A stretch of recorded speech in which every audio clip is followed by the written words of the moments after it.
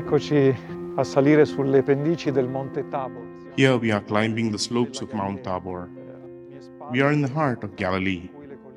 Behind me are hills on which Nazareth also rests, the city where Jesus was conceived by the Holy Spirit in Mary's womb.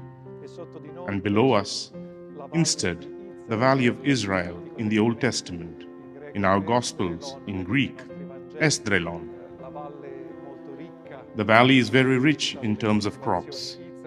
Israel means in Hebrew, precisely, God has planted, and in the center of this valley stands Mount Tabor. It is a small hill not very high, but because it is isolated from the surrounding peaks, it makes quite an impression.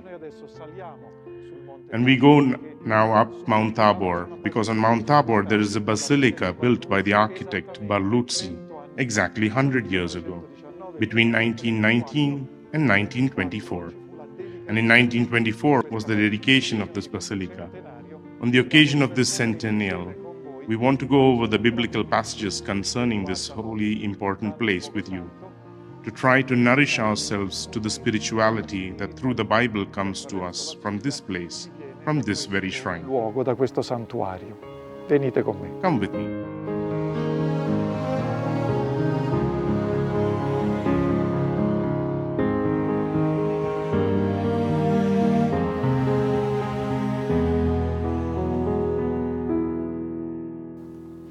Io vorrei soffermarmi oggi anche a parlare. I would also like to pause today to talk in a special way about the function of Mount Tabor, other than just as a boundary element for some of the northern tribes, by recalling an episode told in the book of Judges, one of the historical books of the Old Testament, for Christians, one of the earlier prophetic books in the Jewish tradition.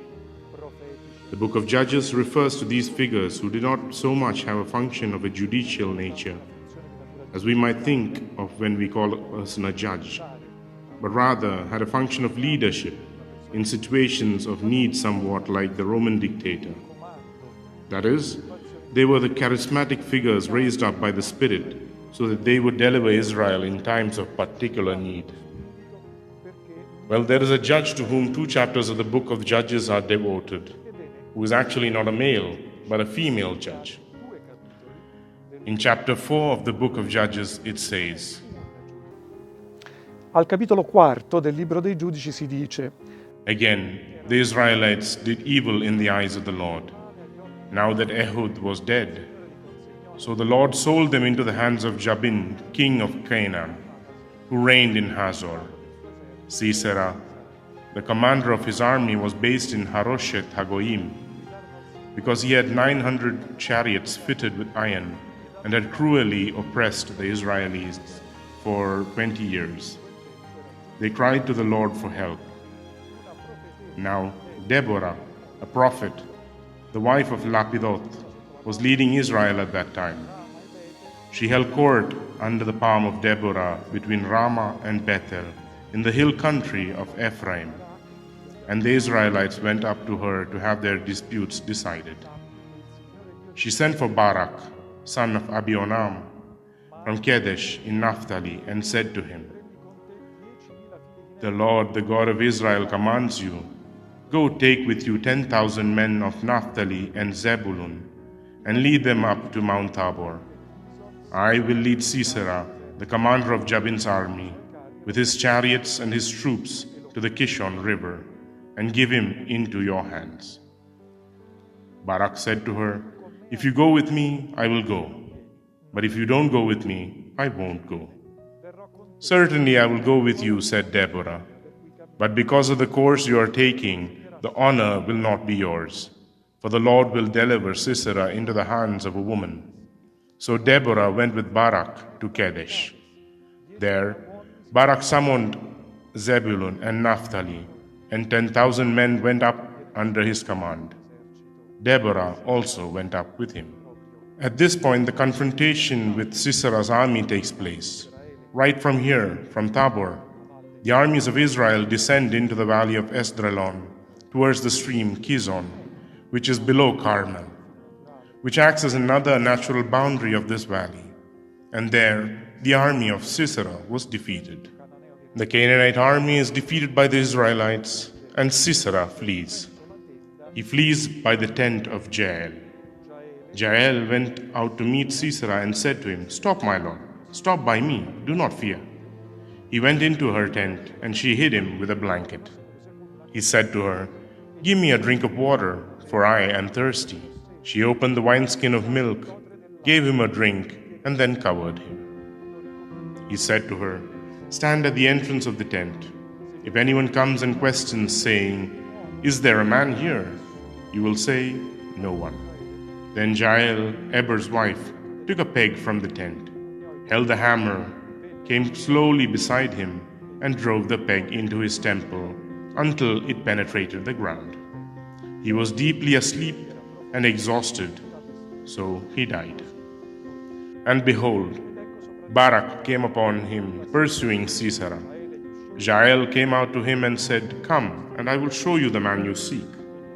He went in, and behold, Sisera was lying dead with the peg in his temple. Chapter 5 also repeated the same episode in a poetic form. According to some, chapter 5 of the book of Judges is the oldest scripture we have in the Old Testament. It is the oldest passage in poetry that we find in the Old Testament revelation. Why is this episode, which has Tabor as its center of fulfillment of all these military episodes, interesting? Because we sometimes have a somewhat chauvinistic patriarchal view of the Old Testament. We think that the Old Testament, by recounting episodes involving people who lived well before 1000 BC, this episode could have been 3200 or 3300 years ago. We think that at that time society was predominantly male-ruled. And yet here we see how, in this particular circumstance, two women are decisive in the deliverance of Israel, Deborah and Jael. Deborah, judge and prophetess; Jael, a simple foreign woman, the wife of a Kenyan, of a Bedouin, we would say today, who lived under tents and who gives a solution to the problem in which Israel was, in by killing Sisera and thus liberating the people. Here, this then becomes a stimulus for us as well. Sometimes in life, we may think that our role is as marginal as that of these two women in a predominantly male and patriarchal society, which was the Old Testament society. But the Lord can draw even two women, even from two figures considered somewhat secondary in the history of events, of salvation events. Precisely, He can generate salvation even from the hands of some women, just so that we understand that salvation comes from Him, that it is not us with our energies, with our strength, with our commitments, with our ingenuity, that we find the solution to the problems of the world. But if we know how to defer, like Deborah and Jael, to Him who is the Almighty, behold, the strength to come out of even difficult situations comes to us because it comes to us from above. It comes to us as a gift from God. Here then, Deborah and Jael are just some of the many heroines that the Old Testament tells us about. The culture of the Old Testament is a culture, if you will, that is also very advanced in this respect, because it knows how to give women roles of directing history, of leadership, of salvation. We think of other important salvation figures like Judith. We think of the figure of Anna, the mother of the prophet Samuel, who prefigures Mary with her singing of the Magnificat. We think of the matriarchs even earlier.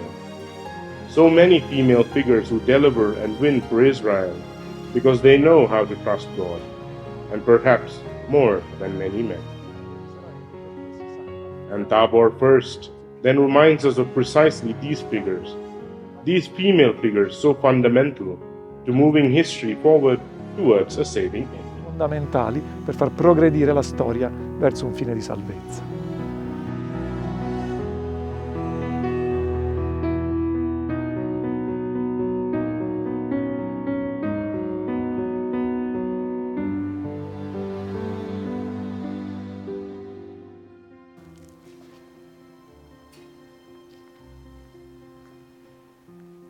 Ed ecco che finalmente siamo arrivati alla meta di questo nostro pellegrinaggio, And here il we finally santuario arrived del at the Monte destination Tabor, of il our santuario pilgrimage, della the Trasfigurazione. shrine of Mount Tabor, Questo the shrine of the Transfiguration. This great church, this great basilica, was built between 1919 and 1924 by the architect Barluzzi, specifically so that it could commemorate this mystery of Jesus' life. His transfiguration in front of the three disciples, as we will shortly hear in the Gospel passage. And here everything in fact speaks to us of light. We know that John Paul II included the mystery of Jesus' transfiguration within the luminous mysteries of the Holy Rosary that he added in the beginning of this century to the recitation of the 15 traditional mysteries of the Rosary. There and here, everything speaks to us of this light, of the light, of the mystery, of this event in life of Jesus, of this event of manifestation, of revelation, that Jesus was able to accomplish on the top of this mountain. Actually, if we, as we will now see in the Gospel, pay attention to what the Gospel itself tells us, we don't know how to place geographically, precisely, perfectly, what is this place? What is the mountain? The exact place where this event of Jesus' life took place. But the evangelists tell us about a high mountain, and this, we also mentioned earlier, is a mountain that appears elevated, high, not so much because of its absolute elevation, but because of its isolation from the surrounding mountains, on this valley of Israel, the valley of Esdraelon, in which this peak somehow dominates.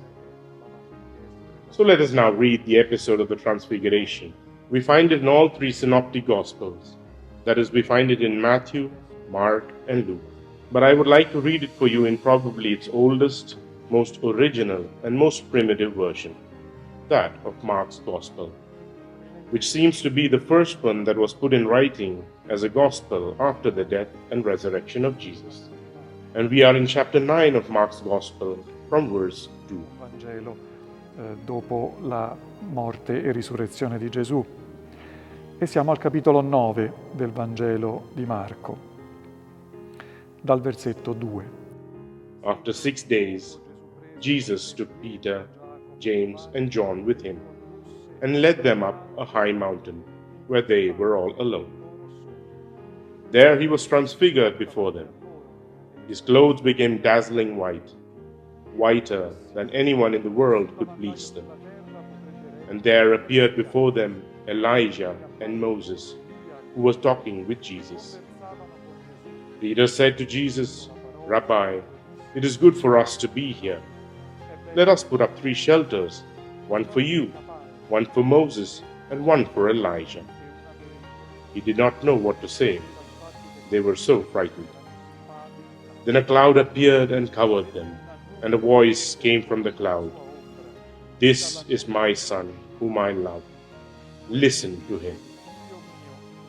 Suddenly, when they looked around, they no longer saw anyone with them except Jesus.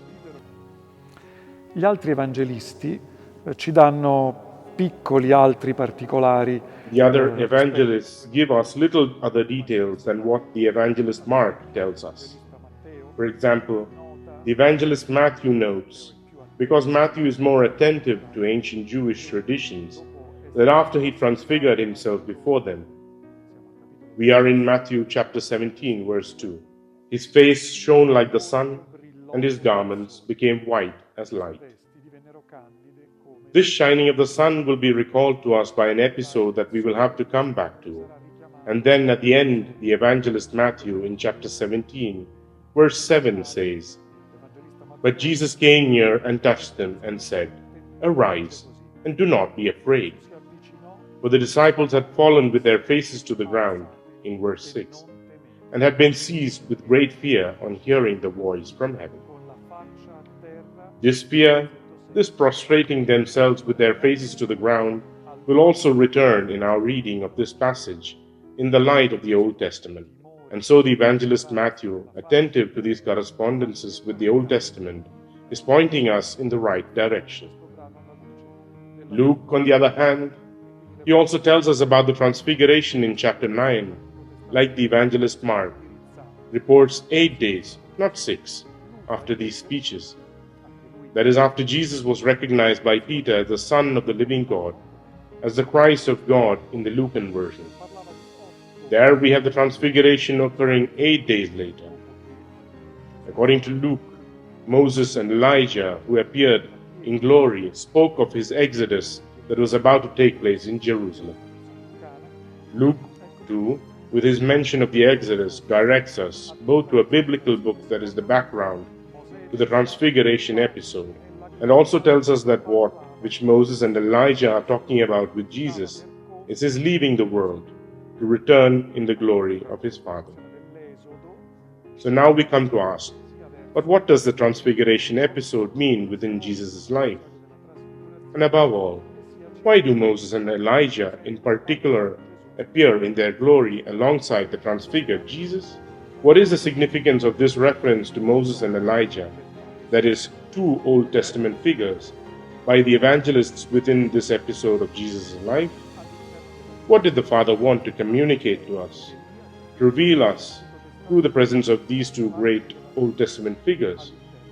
Let us now see it together. Che cosa il Padre ha voluto comunicarci, rivelarci attraverso la presenza di questi due grandi personaggi dell'Antico Testamento?